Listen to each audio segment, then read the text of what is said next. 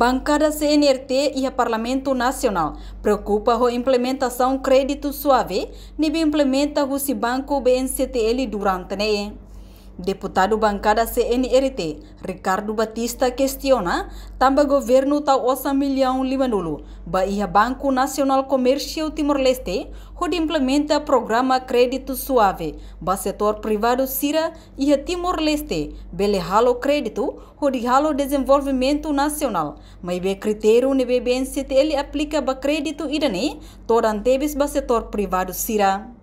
Tuirnia, BNCTL tem que ir em esforço rasik, ou em samak bele apoia setor privado Sira, com a crédito os juros que tuir capacidade setor privado niang, nune é bele halau atividade econômica e harelarang.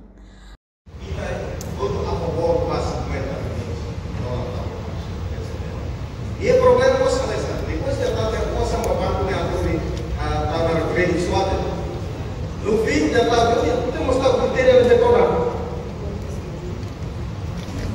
E da tal critério de decorar, empresário se revela custo, empresário que a vez se siente, colega se não precisamos se levar, acompanha o nosso. E não vai acesso para crédito suave. No fim, nós sabemos que não vai. Na verdade, quando você tem tal critério de decorar, o governo vai sair critério de decorar como banco, porque ele vai sair a acesso para crédito suave e até certo critério certo.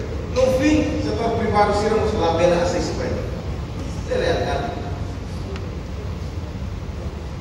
E quando tem esforço lá, tem que ter livre, tal para a BNCTL. Mas BNCTL esforço lá, e pelo lado do banco.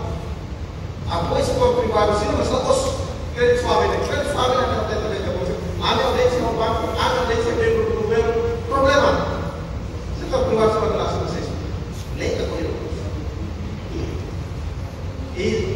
Antes ne Conselho Ministro delibera ona, onde autoriza halo despesa baseia ba contrato depósito celebrado o BNCTL, ba implementação linha crédito, no facilidade onde garantia crédito suave.